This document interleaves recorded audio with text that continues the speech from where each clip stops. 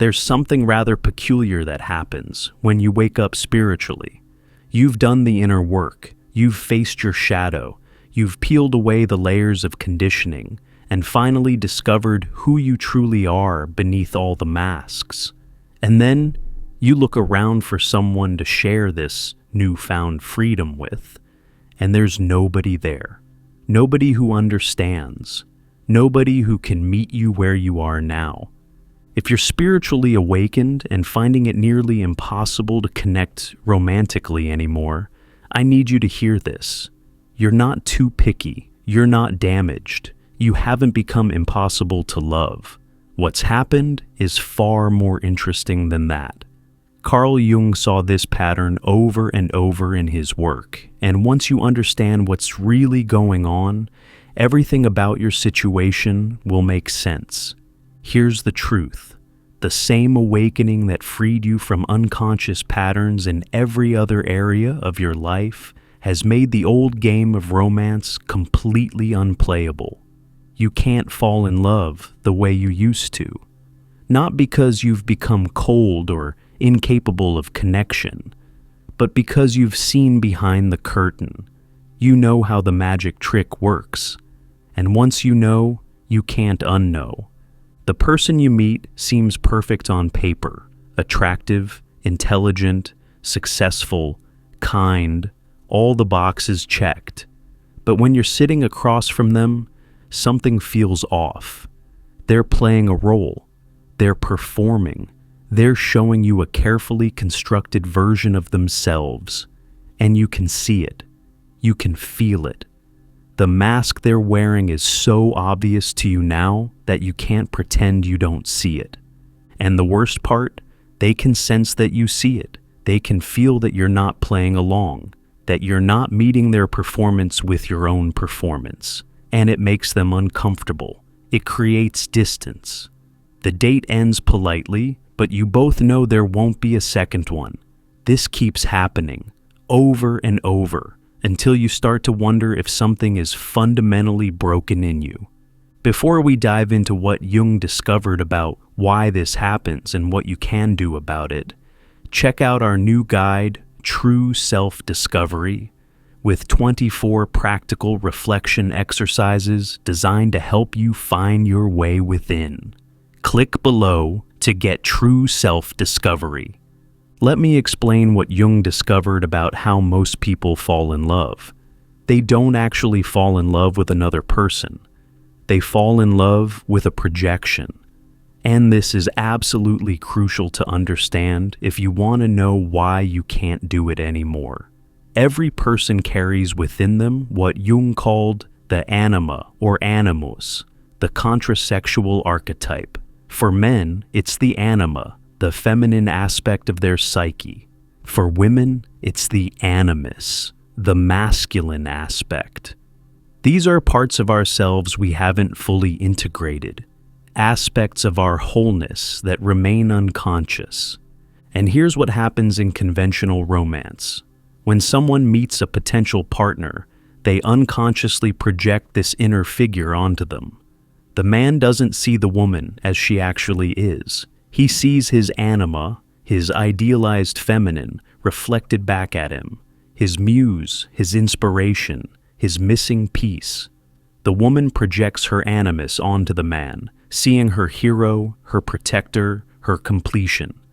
This is what people call falling in love. But notice what Jung noticed. They're not loving each other. They're loving their own projections. They're essentially falling in love with parts of themselves that they've disowned and now see reflected in another person. And this is why the initial phase of romance is so intoxicating, so all-consuming, because they're not actually dealing with the reality of another human being with flaws and complications. They're dealing with a fantasy figure who perfectly embodies everything they've been searching for.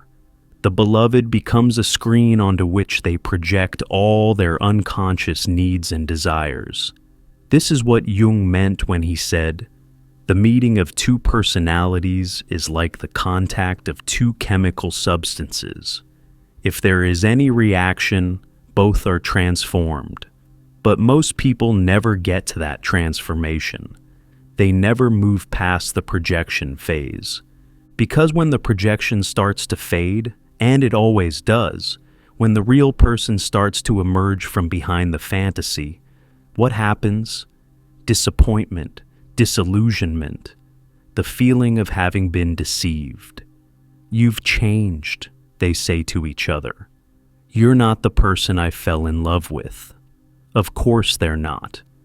Because the person they fell in love with never existed. It was always a projection, always a fantasy, always their own unconscious material reflected back at them. Here's what happens when someone does the work Jung prescribed. When they go through the process of individuation, of becoming conscious, of integrating their shadow and withdrawing their projections, they can no longer play this game. Not because they don't want to, but because they literally can't make themselves do it anymore. They've done the work of getting to know their own anima or animus. They've integrated their contrasexual side. They've made conscious what was unconscious. So when they meet someone attractive, someone interesting, someone who might have potential, they don't automatically project onto them anymore.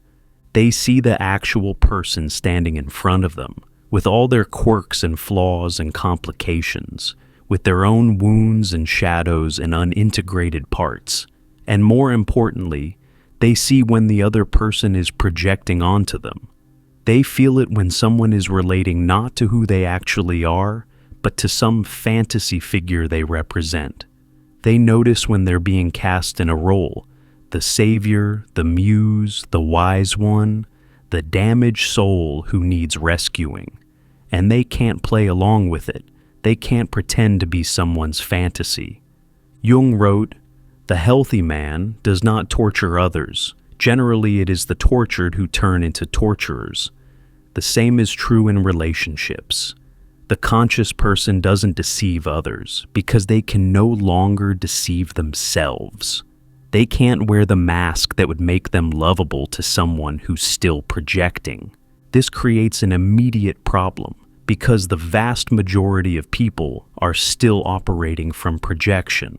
They're still unconscious. They're still looking for someone to complete them, to heal their wounds, to be the hero or heroine of their story. And the individuated person can't be that for them. When you try to have a real conversation, when you ask real questions, when you share real thoughts, when you respond authentically instead of playing the game, they feel it. They sense that something is off, that you're not following the script, that you're not playing your part in the romantic drama they're unconsciously trying to create.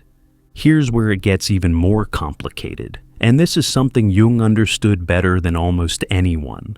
Most people walk around with massive unacknowledged shadows, all the parts of themselves they have rejected, denied, or pushed into the unconscious. All their rage that they've been told is unacceptable.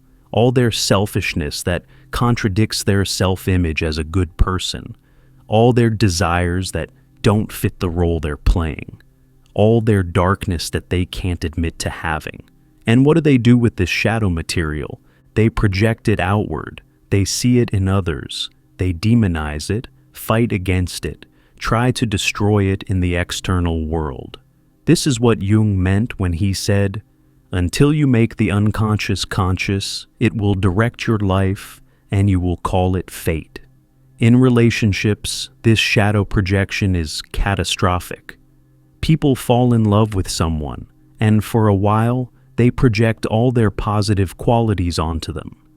The beloved becomes the embodiment of everything good and desirable, but eventually, inevitably, they start projecting their shadow too. The partner becomes the receptacle for everything they hate in themselves. Everything they can't acknowledge about their own psyche gets attributed to the other person. You're the angry one, not me. You're the selfish one, not me. You're the one with issues, not me. And the relationship devolves into a battleground where two people fight against their own shadows reflected in each other. Now, when someone has done the work of shadow integration, when they've faced their own darkness and owned it, they can't participate in this drama anymore. They see it happening. They watch the other person projecting onto them, trying to make them into the villain or the victim or whatever role fits the unconscious narrative. And they can't take on that projection. They know who they are. They know their darkness, yes, but they also know where they end and the other person begins. They won't carry someone else's shadow for them. They won't play the villain in someone else's internal drama.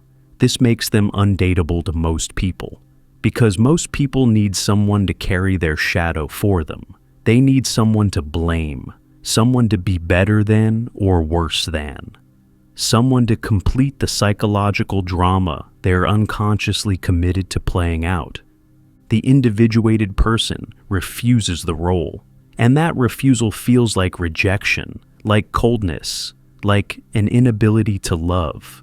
But it's not an inability to love. It's an inability to participate in unconscious patterns that masquerade as love. And if you're recognizing yourself in this discussion and want to go deeper into your own individuation process, check out our new guide, True Self-Discovery, with 24 practical reflection exercises designed to help you find your way within. Click below to get true self-discovery.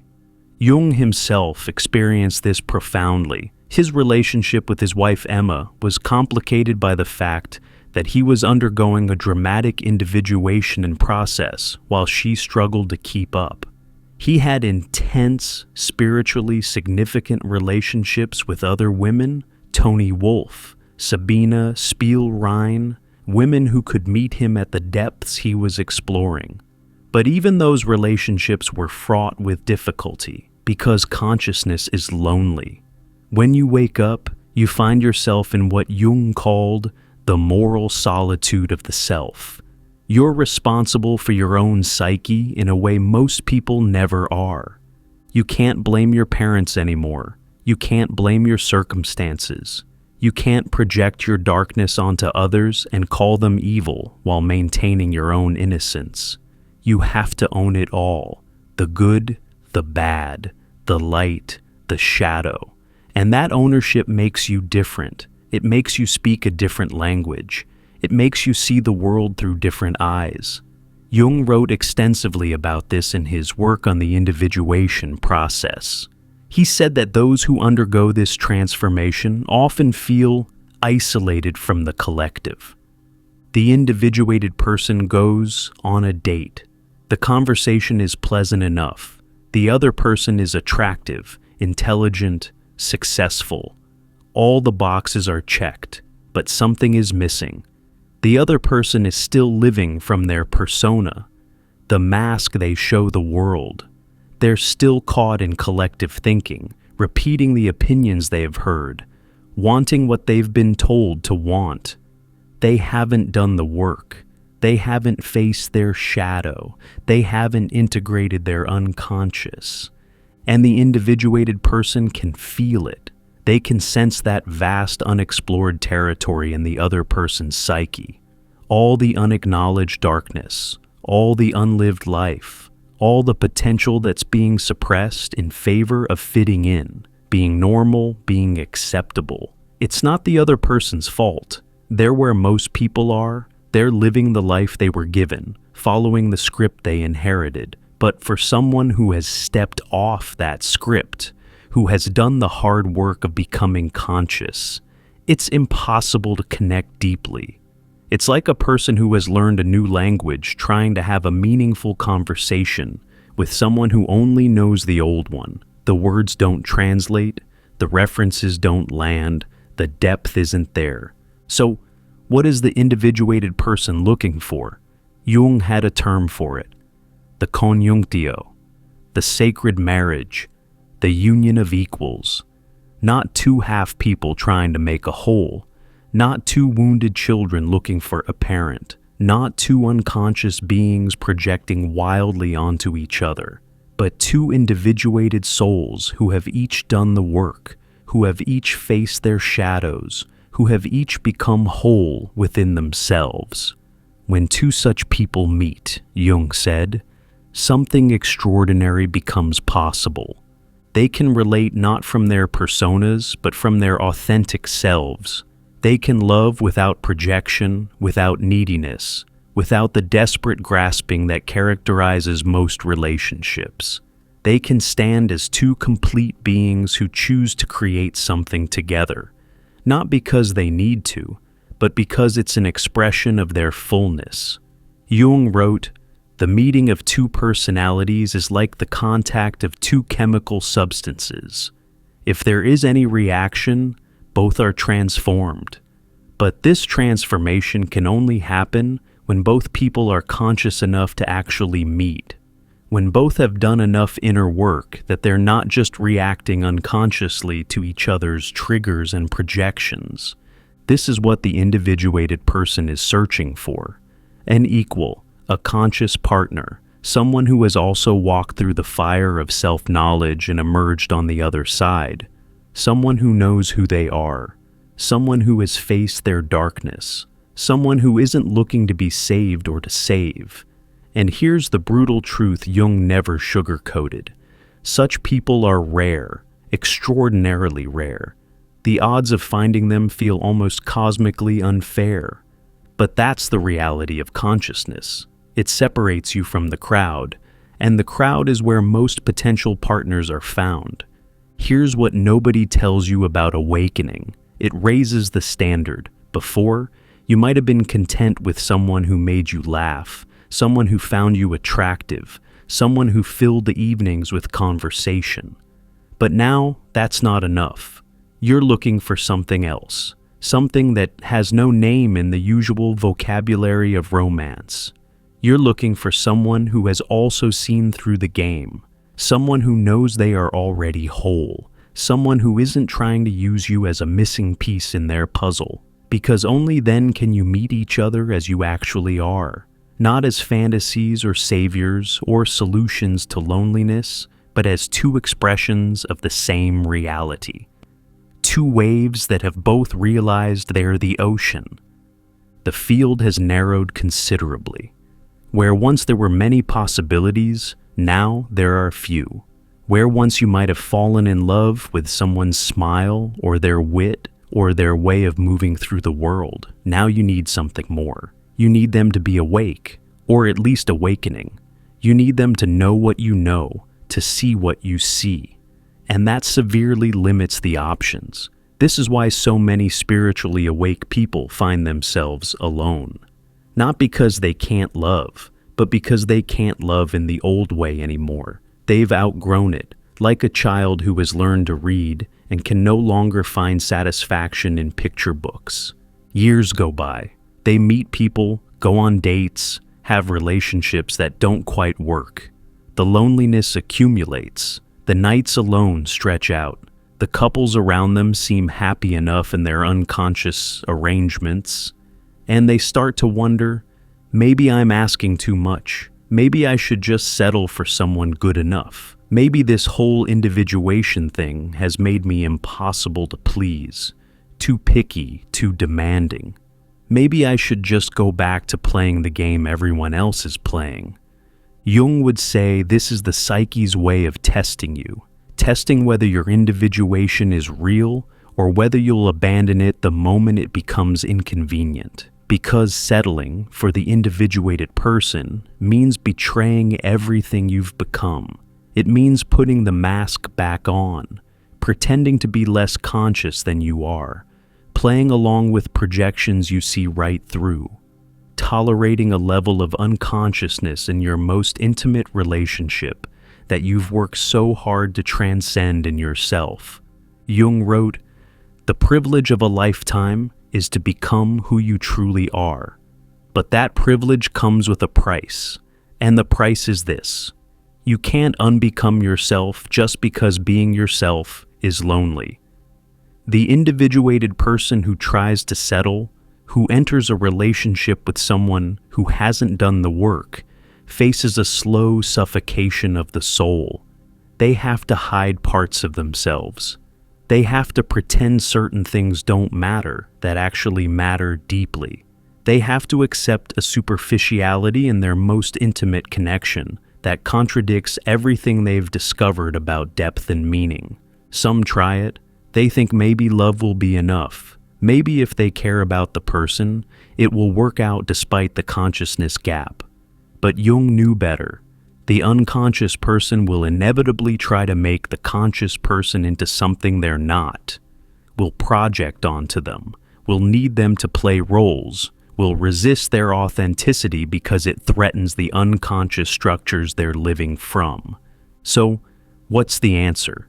Jung spent much of his later life exploring this question, and his answer might surprise you. He didn't say, "Just wait and you'll eventually find someone." He didn't promise that there's a perfect partner out there for every individuated soul.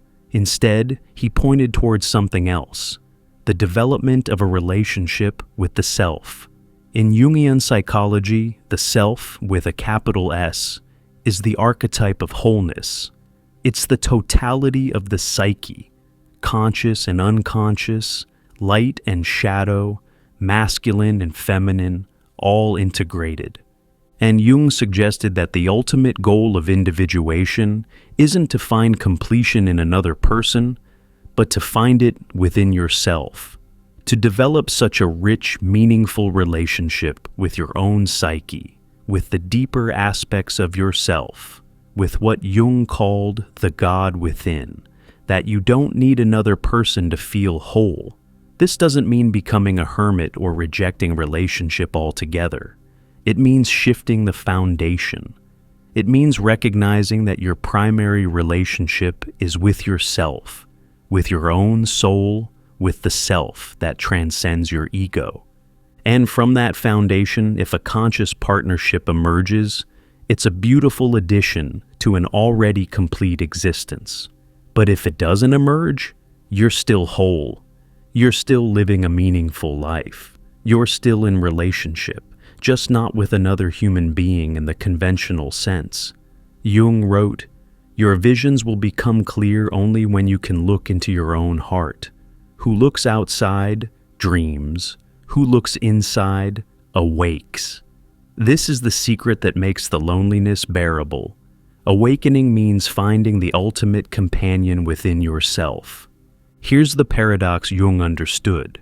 When you become whole within yourself, when you no longer need another person to complete you, you actually become capable of real love for the first time, because you're no longer grasping, no longer projecting, no longer trying to extract from another person what you haven't found in yourself. You can love them as they actually are, not as your unconscious needs them to be. You can appreciate them without possessing them, desire them without depending on them, connect with them without losing yourself. This is what Jung called individuated love, love between two whole people. But again, the challenge is finding another person who has reached that same place, who has done the work, who can meet you without projection, without neediness, without unconscious demands. And if you don't find that person, Jung would say, you still have the love, because it was never in the other person anyway. It's in you. It's your capacity, your consciousness, your way of being in the world. The individuated person loves everything more deeply, precisely because they're not caught in unconscious patterns. They see more beauty, feel more deeply, connect more authentically with life itself. They might not have a romantic partner, but they have a love affair with existence. So the spiritually awake person waits, not passively, not bitterly, not in desperation, but actively engaged with life, with their own development, with the depth and richness of existence. They continue to individuate, continue to integrate, continue to become more fully who they are. They don't close their heart. They don't become cynical about love. They simply recognize that love, for them, must come from consciousness, not unconsciousness. From wholeness, not need. From two people who can stand alone but choose to stand together. And maybe they meet such a person. Maybe one day they encounter another soul who has walked the same path, faced the same darkness, found the same treasure. When that happens, Jung said, it's like two flames meeting, not merging into one flame, but standing close enough to illuminate each other without consuming each other. It's rare, it's precious, it's worth waiting a lifetime for, but it's not guaranteed. And that's the hardest truth to accept. But even if it never comes, even if they spend their entire life without finding that conscious partnership, they still have what matters most. They have themselves. They have their wholeness. They have the relationship with the self that no external circumstance can touch. This isn't a consolation prize. This is the actual prize. Jung wrote in his final years, "Loneliness does not come from having no people about one, but from being unable to communicate the things that seem important to oneself, or from holding certain views which others find inadmissible." The spiritually awake are lonely, not because they're alone, but because they're speaking a language most people haven't learned yet. But they keep speaking it anyway, because it's the only language that tells the truth, the only language that honors what they've discovered about themselves and reality. And in that truth-telling, even in solitude, there is a kind of love that needs no other person to exist, a love that is not a feeling or a need, but a way of being, a stance toward life itself. This is why the spiritually awake can't find love in the usual way, because they've already found something deeper, and once you've tasted that depth, everything else tastes like water that will never quench your thirst. So they wait, they live, they love from wholeness. And whether a partner comes or not, they know this. They've found the treasure, and no loneliness, however deep, can take that away.